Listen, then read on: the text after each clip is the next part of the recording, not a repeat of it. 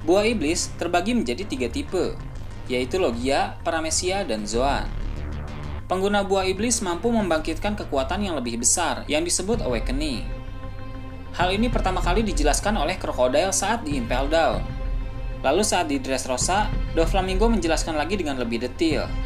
Dia berkata, buah iblis dapat melakukan hal yang lebih dari itu. Ada banyak kemungkinan yang terjadi setelah kebangkitan atau Awakening. Jadi bisa dibilang Awakening tiap orang berbeda, tergantung tipe buah iblis dan potensi penggunanya. Di video ini, admin akan membahas 10 Awakening terkuat yang sudah diketahui sampai saat ini. Perlu diingat, yang dinilai di sini hanya tingkat Awakening-nya saja, bukan full power karakternya. Dan sebagian karakter yang ada di list ini belum dikonfirmasi secara langsung dan masih sebatas teori.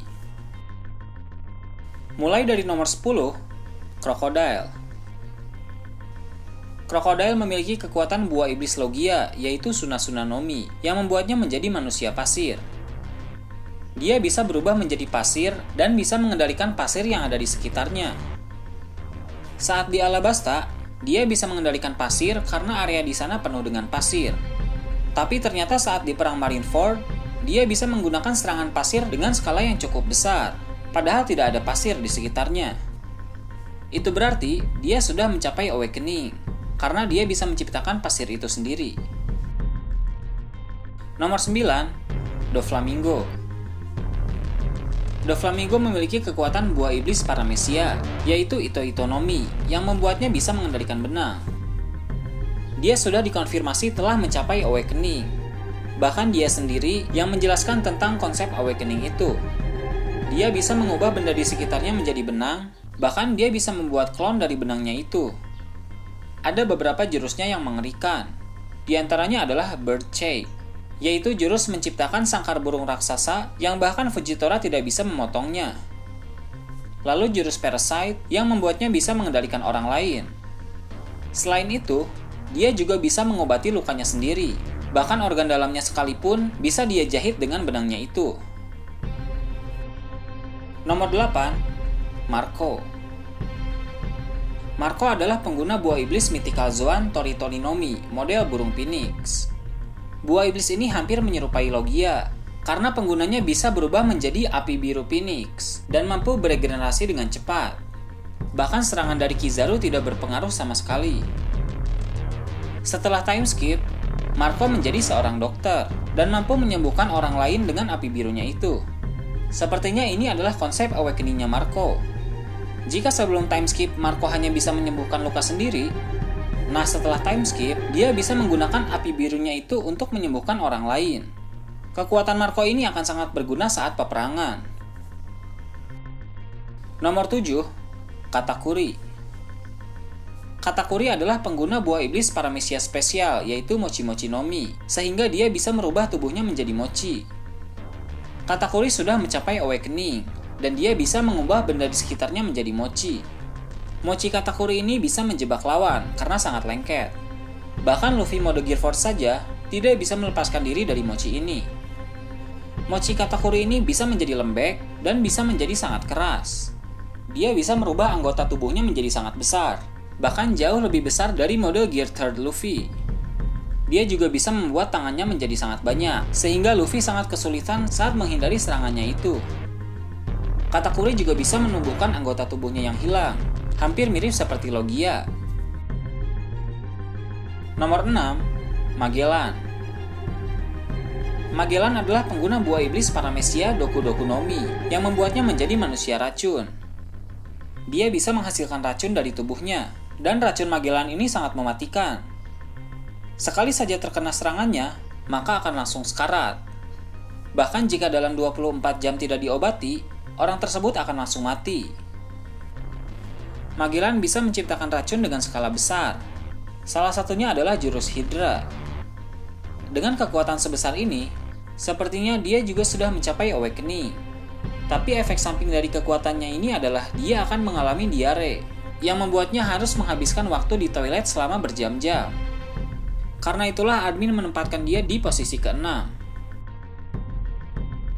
Nomor 5, Enel.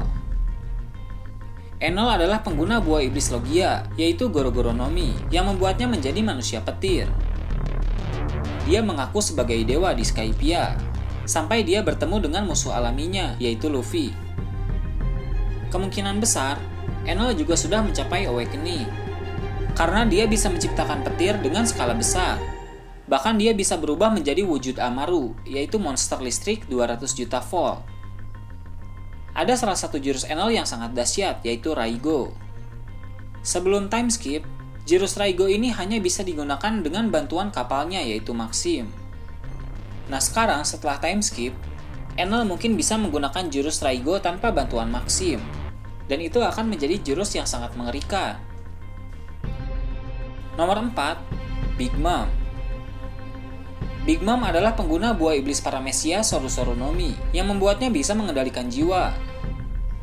Dia bisa mengambil jiwa orang lain, bahkan sisa umurnya pun bisa dia ambil, dengan syarat orang itu harus takut kepada Big Mom. Jika orang itu tidak takut, maka Big Mom tidak akan bisa mengambil jiwanya. Contohnya Jinbei. Dia tidak takut kepada Big Mom, sehingga Big Mom tidak bisa mengambil sisa umurnya. Big Mom juga bisa memasukkan jiwanya ke benda lain yang disebut homies. Ada 3 homies spesialnya, yaitu Zeus, Prometheus, dan Napoleon. Zeus adalah awan petir yang bisa mengeluarkan petir dengan skala besar. Lalu Prometheus, dia adalah homies api yang berbentuk matahari kecil. Jika dia sedang serius, dia bisa menjadi bola api yang sangat besar. Dan Napoleon, dia adalah topi milik Big Mom yang bisa berubah menjadi pedang raksasa. Tebasan dari pedang ini juga sangat dahsyat. Nah, Big Mom juga sepertinya sudah mencapai Awakening, karena dia bisa menciptakan homies spesial seperti itu. Tapi kelemahan homies Big Mom ini adalah mereka mempunyai sifat yang ceroboh. Contohnya Zeus. Dia bisa dimanfaatkan oleh Nami, dan akhirnya sekarang Zeus ada di tangan Nami. Karena itulah admin menempatkan Big Mom di posisi keempat.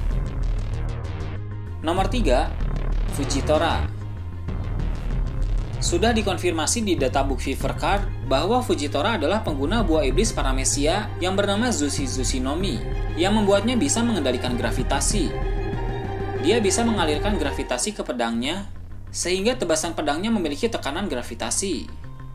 Bahkan dengan kekuatan gravitasinya ini, dia bisa menjatuhkan meteor. Nah, Fujitora juga sepertinya sudah mencapai Awakening.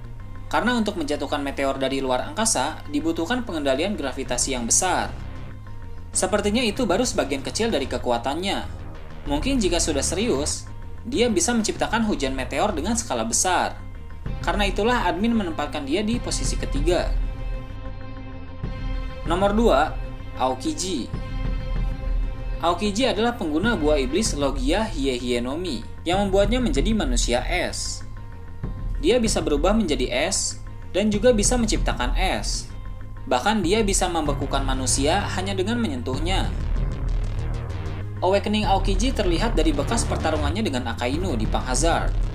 Akibat Awakening mereka berdua, pulau itu menjadi pulau dengan 2 iklim, setengah panas dan setengah dingin. Bahkan efek dari Awakening-nya itu masih aktif sampai sekarang. Seolah-olah efek dari Awakening mereka berdua itu permanen. Nomor 1, Akainu.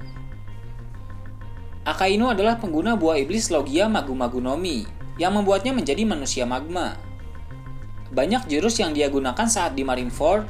Salah satu yang paling mengerikan adalah jurus Ryusei Kazan, yaitu jurus menciptakan hujan meteor dari magma. Sama seperti Aokiji, Awakening Akainu juga terlihat dari bekas pertarungannya di Pang Hazard. Pulau itu menjadi setengah es dan setengah magma. Bahkan efek dari Awakening-nya ini sampai bisa menciptakan gunung berapi yang masih aktif hingga sekarang. Pertarungan 10 hari pasti membuatnya mengeluarkan seluruh kemampuannya, sehingga efek Awakening-nya sampai sebesar itu. Nah itu tadi, 10 Awakening terkuat yang sudah diketahui hingga saat ini. Sekali lagi ini adalah urutan berdasarkan Awakening-nya, bukan full power dari karakter tersebut. Awakening tiap orang berbeda-beda, dan juga memiliki kelebihan dan kekurangannya masing-masing. Kira-kira konsep Awakening Luffy seperti apa ya? Apakah akan membuat area di sekitarnya menjadi karet? Atau tubuhnya menjadi timah karet panas? cepat atau lambat Luffy juga pasti akan mencapai Awakening, karena semakin kesini musuhnya semakin kuat. Mungkin masih banyak karakter yang sudah mencapai Awakening, atau yang berpotensi mencapai Awakening yang belum admin sebut. Kalau kalian ada yang mau nambahin atau punya pendapat lain, silahkan tulis di kolom komentar di bawah.